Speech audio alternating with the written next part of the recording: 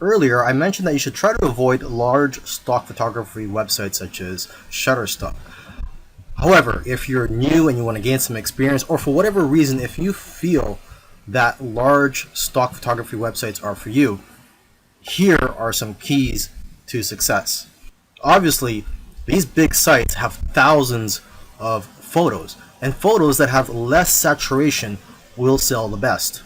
For example, pictures of cats, unless there's something unique about the picture, won't do as well as pictures of animals in the wild. Another example is pictures of iconic buildings such as the White House. These types of pictures won't do as well because there's already a lot of pictures of the White House out there.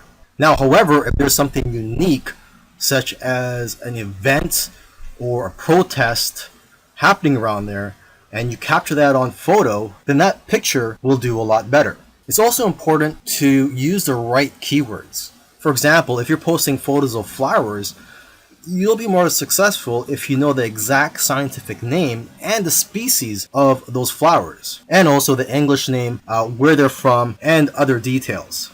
And from what I've seen, the best-selling images are the ones with themes such as Christmas, Halloween, Easter, etc.